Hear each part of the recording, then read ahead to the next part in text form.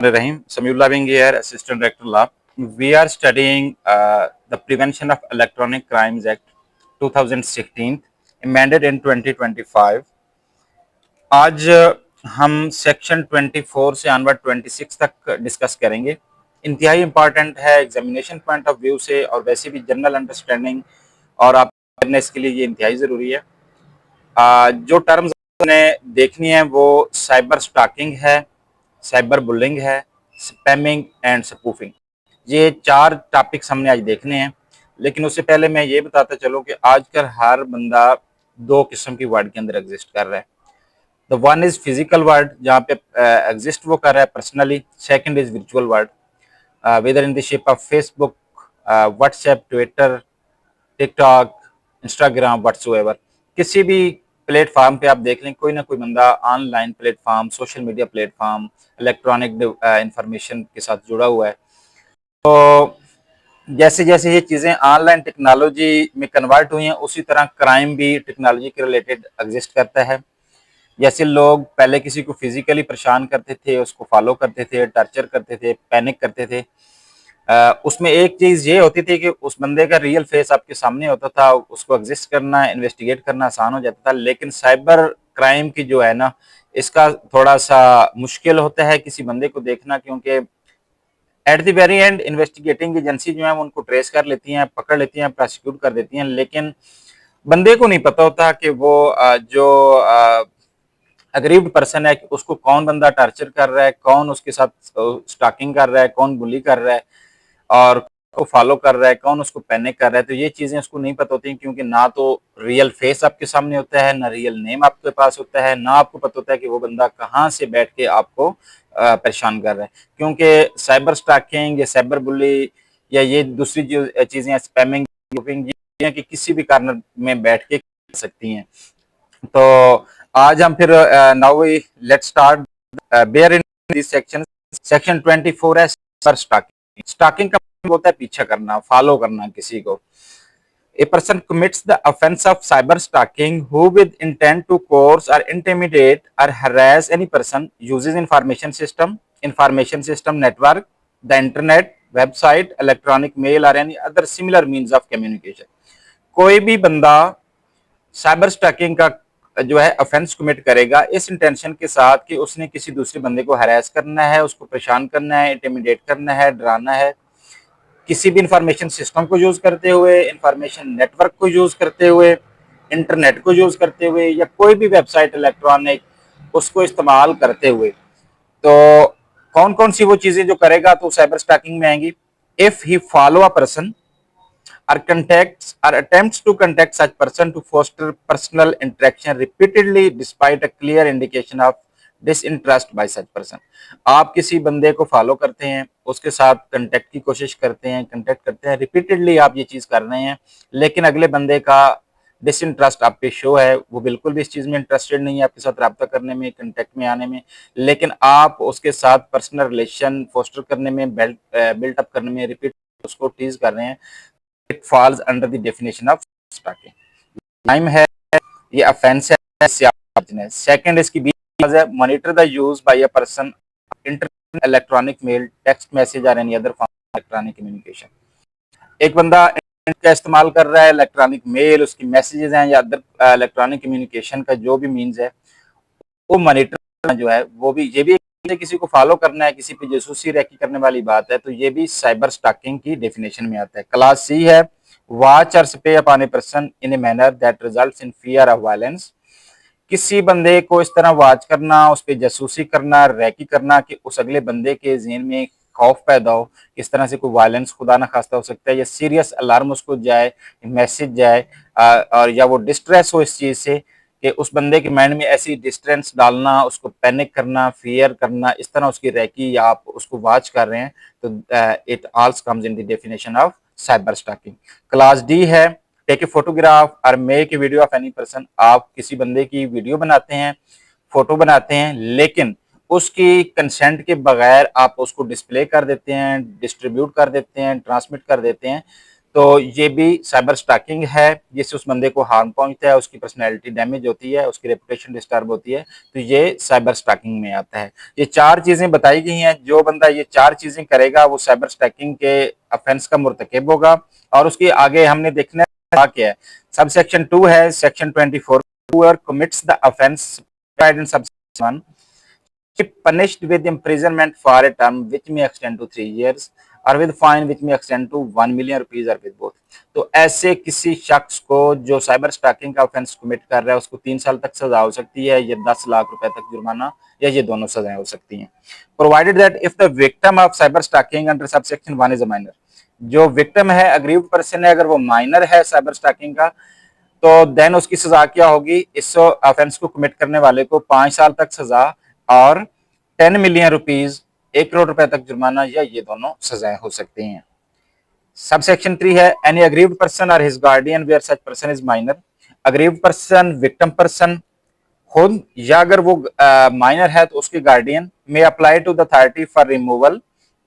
Destruction of or blocking access to such information referred in subsection 1। जो हमने ऊपर 4 चीजें पढ़ी थी उनके रिलेटेड अग्रीव्ड पर्सन या उसका गार्डियन अगर वो माइनर है तो अथॉरिटी को दरखास्त देगा कि इनकी एक्सेस पर ब्लॉक किया जाए, इसको डिलीट किया जाए या इसको रिमूव कर दिया जाए इस डेटा को। तो क्या करेगी अथॉरिटी, क्या करेगी, competent authority on receipt of such application, ऐसी दरखास्त मसूल होते ही forthwith pass such orders as deemed reasonable, जो उसको मुनासिब लगेगा हालात के मुताबिक जो रीजनेबल ऑर्डर है वो ऑर्डर करेगी, including an order for removal. उसमें क्या ऑर्डर हो सकते हैं, ये ऑर्डर हो सकता है कि इस डेटे को, इस चीजों को रिमूव कर दिया जाए, इनकी ट्रांसमिशन जो है वो प्रिवेंट कर दी जाए या उसको डिलीट कर दिया जाए और उसकी एक्सेस को ब्लॉक कर दिया जाए। And the authority may ask direct any of its licensees to secure such information including traffic data, और वो जो लाइसेंसी को ऑर्डर कर सकती है, अथराइज जो उनका सिस्टम है या उसको जो कर रहे हैं या कर रहे हैं कि आपने इंफॉर्मेशन सेव रखनी है और ट्रैफिक डेटा जो मतलब ये कहाँ से सिलसिला शुरू हुआ है, फर्स्ट ऑफ ऑल किसने ये शेयर किया, किसने स्टार्ट किया, आगे फर्दर चीजें इस तरह अपडेट होती रहती है, तो ताकि वो इन्वेस्टिगेटिंग एजेंसी जो है वो ओरिजिनल क्रिमिनल तक पहुंच सके, वो ट्रैफिक डेटा भी सेव करवा सकते हैं। हमारा सेक्शन 24 ये 2025 की अमेंडमेंट में इसको ऐड किया गया, इससे पहले ये नहीं था। साइबर बुलिंग, बुली का मतलब ये होता है किसी को डराना, किसी को धमकाना, उसके अंदर खौफ पैदा करना। इसको हम पढ़ते हैं, if commits the offense of cyberbullying who with intent to harass, threaten or target another person post or sends electronic messages including pictures and videos by using social media platform including chat rooms, blog and instant messages। क्या एक बंदा cyber bully का offence commit करने का मुर्तकिब होगा इस intention के साथ कि उसने अगले बंदे को हरास करना है, थ्रेट करना है, टारगेट करना है, कोई पोस्ट लगा के, उसको इलेक्ट्रॉनिक मैसेजेस के जरिए, कोई पिक्चर भेज के, कोई वीडियो भेज के, कोई भी सोशल मीडिया का platform, WhatsApp, Instagram, TikTok, Twitter, Facebook, messenger, कोई भी सोशल मीडिया का प्लेटफॉर्म यूज करते हुए अगले बंदे को कोई मैसेज भेजना, कोई पोस्ट उस पर लगा देना, कोई पिक्चर भेज देना, वीडियो भेज देना,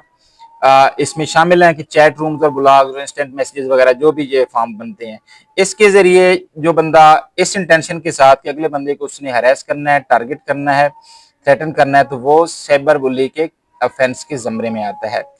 और यही चीज अगर minor through his guardian may apply to the authority for removal, destruction of or blocking access to such content and communication referred in subsection 1। यही चीजें अगर एक माइनर के हवाले से की गई हैं तो वो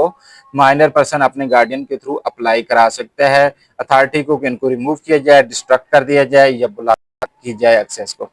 तो अथॉरिटी जो है on receipt of application section 2 shall 4 pass such orders, कोई ऑर्डर पास करेगा उसकी के लिए, डिस्ट्रक्शन के लिए, प्रिवेंटिंग ट्रांसमिशन फर्दर, उसकी तरसीर रोकने के लिए या एक्सेस को ब्लॉक करने के लिए। Such content and communication shall before passing an order under subsection 3 section 3 subsection 3 के अंदर अथॉरिटी जो भी ऑर्डर कर रही है उससे पहले वो इन्वेस्टिगेटिंग एजेंसी जो है उससे रिपोर्ट मांगेगी। Seek report from the investigation agency whether or not such content is required for investigation or purpose. तो इन्वेस्टिगेटिंग एजेंसी है उसको ये डेटा, ये इंफॉर्मेशन, ये मटेरियल इन्वेस्टिगेशन के लिए या फर्दर प्रोसिक्यूशन के लिए तो नहीं रिक्वायर। अगर वो रिक्वायर होगा तो डेफिनेटली वो सेव रखेंगे, कोई भी ऑर्डर करके उसको उड़ा सकते हैं। सेक्शन इसका 5 है, whoever commits the offense of child cyberbullying as desired in subsection 1 shall be punished with imprisonment of either description for a term which may extend to 5 years but shall not be less than 1 year with a fine up to 500,000 rupees and shall not be less than 100,000 rupees। जो चीजें हमने sub section 1 में पढ़ी हैं कि आप किसी को डराने धमकाने हरास करने के लिए मैसेज भेजते हैं, पोस्ट लगाते हैं, पिक्चर या वीडियोज भेजते हैं, अगर ये चीजें आप किसी माइनर के रिलेटेड कर रहे हैं, अगला बंदा जो अग्रीव्ड है, विक्टिम है, वो माइनर है, तो आपको सजा कितनी हो सकती है? 5 साल तक हो सकती है। लेकिन ये सजा उन्होंने कंडीशनल कर दिया कि 1 साल से कम नहीं होगी। 5 साल तक हो सकती है लेकिन 1 साल से कम नहीं होगी। इसी तरह आपको ये फाइन भी 5 लाख तक हो सकता है लेकिन 1 लाख से कम नहीं होगा। ये आपने याद रखना है कि किसी बच्चे को आपने नहीं छेड़ना, उसको तंग नहीं करना, उसको हरास नहीं करना, अदरवाइज इसकी सजा आपके सामने ही है। सेक्शन 25 है स्पैमिंग। स्पैमिंग क्या मतलब? A person commits the offence of spamming, एक बंदा स्पैमिंग के ऑफेंस का मुर्तकिब होता है, who with intent transmits harmful, fraudulent, misleading, illegal, uncited information to any person without permission of the recipient who causes any information to show any such information for wrongful wrongful gain के लिए किसी बंदे उसकी इजाजत के बगैर कोई data harmful या फ्रॉड है या अनसोलिसिटेड है, वो इन्फॉर्मेशन दूसरे बंदे को सेंड कर देता है, लेकिन उसमें अगले बंदे की परमिशन नहीं होती, उसकी कंसेंट नहीं होती, और वो इसलिए भेजता है कि ये जो डेटा, ये जो चीजें वो फॉरवर्ड कर रहा है, अगला बंदा उनको देखेगा और इससे उसका कोई रॉन्गफुल गेन है भेजने वाले का जो कि वो अचीव करना चाहता है, तो ये चीज स्पैमिंग में आती है, ये ऑफेंस है। सब सेक्शन 2 है, including an institution or an organization engaged in direct marketing shall provide the option to recipient of direct marketing to unsubscribe from such marketing। आप अमूमन देखते हैं कि आप किसी मार्केट में जाते हैं ब्रांडेड में, वहां पे आपका नंबर लिया जाता है और फिर फर्दर आपको इस तरह के मैसेजेस आते रहते हैं, मार्केटिंग जो उनकी होती है,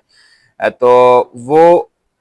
उनको इस सूरत में इजाजत है कि वो आपके साथ एक ऐसा ऑप्शन दिया जाएगा कि आप उनको टाइम आप उनको सब्सक्राइब नहीं तो आपको ऐसा मैसेज नहीं भेजा जाएगा। ये नहीं है कि आपका नंबर चाहिए तो आप आपकी कंसेंट की मर्जी के बगैर आए को मैसेज भेजते रहें, ऐसा नहीं होता। मार्केटिंग भी करनी है तो वो भी इस रूल के तहत ही वो कर सकते हैं। A person including an institution or organisation engaged in direct marketing shall provide option to the recipient, जिस बंदे मैसेज जा रहा है, जिसको मैसेज भेजना है, उसको ऑप्शन प्रोवाइड करेंगे कि अनसब्सक्राइब कर सकते हैं वो such kind of marketing। Subsection 3 है, whoever commit offense spamming as prescribed in subsection 1 by transmitting harmful, fraudulent, misleading or illegal information shall be punished with imprisonment for a term which may extend to 3 months or with fine of rupees 50,000 which may extend to rupees 5 million or with जो बंदा spamming के crime को offence को commit कर रहा है उसको 3 महीने तक सजा हो सकती है और उसके साथ साथ 50,000 रुपए जुर्माना जो कि 5 मिलियन 50 लाख रुपए तक भी जा सकता है, या ये दोनों सजाएं हो सकती हैं। अब आपको समझ आ गई है कि आप किसी बंदे को कोई इंफॉर्मेशन शेयर कर रहे हैं, कोई हार्मफुल चीज सेंड कर रहे हैं, कोई इलीगल अनसोलिसिटेड इंफॉर्मेशन भेज रहे हैं और आपका पर्पस या इंटेंशन ये है कि ये बंदा इस चीज को ओपन करेगा, देखेगा, खोलेगा, उससे आपका कोई रॉन्गफुल गेन आपको अचीव होगा, तो ऐसी कोई चीज जो बंदा करता है तो उसको कितनी 3 महीने तक सजा दी जा सकती है, 50,000 जुर्माना है, या यही जुर्माना 5 लाख तक भी हो सकता है, ये दोनों सजाएं दी जा सकती हैं। इसका सबसेक्शन 4 है, whoever commits the offense of spamming as described in subsection 1 by transmitting unsolicited information or engaged in direct marketing in violation of section 2 for the first time shall be punished with fine not exceeding 50,000। ये कहा है कि अगर आप बंदे को solicited इजाजत की कोई इंफॉर्मेशन ट्रांसमिट कर रहे हैं या मार्केटिंग जो हमने सब सेक्शन 2 में पढ़ी है, मार्केटिंग का जो कोई मैसेज इस तरह आपको आ जाता है आप सब सेक्शन 2 को वायलेट कर रहे हैं, लेकिन ये चीज आप करने वाले की तरफ से फर्स्ट टाइम है, तो देन उसको सजा क्या होगी, उसकी सजा shall be punished with fine not exceeding 50,000 rupees, उसको 50,000 रुपए से ज्यादा जुर्माना नहीं होगा। और for subsequent violation shall be punished with fine not less than 50,000 rupees that may extend to 1 million rupees. पहली दफा 50,000 तक जुर्माना होगा, लेकिन अगली दफा दोबारा वो ये क्राइम करता है तो फिर 50,000 रुपए से ज्यादा जुर्माना होगा, कम नहीं होगा, और ये मिलियन 10 लाख तक भी हो सकता है। आज का हमारा लास्ट सेक्शन है spoofing. Whoever with dishonest intention establish a website or sends any information with the counterfeit source intended to be believed by the recipient or visitor of the website to be an authentic source commits spoofing। आप कोई ऐसी website establish करते हैं, आप ऐसा कोई account बनाते हैं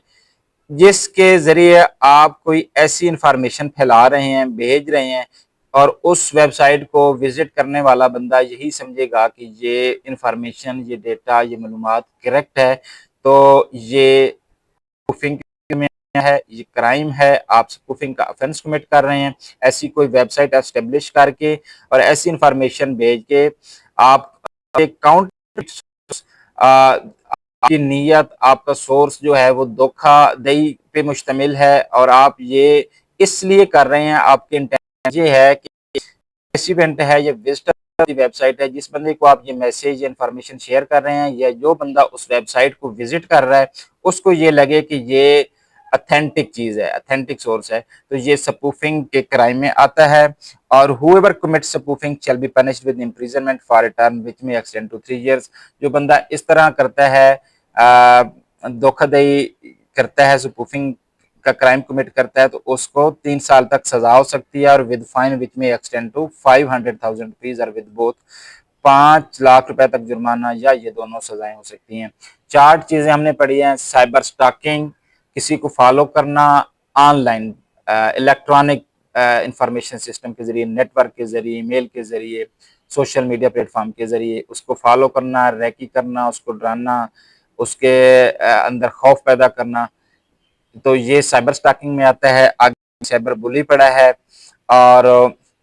स्पैमिंग और स्पूफिंग, ये इंतहाई इंपॉर्टेंट टॉपिक्स हैं इस the prevention of electronic crimes act 2016 के एग्जामिनेशन पॉइंट ऑफ व्यू से भी, और वैसे भी आपकी समझने के लिए। तो होप सो आपको समझ आ जाएगी, और लेटर ऑन हम इसको देखेंगे नेक्स्ट लेक्चर में।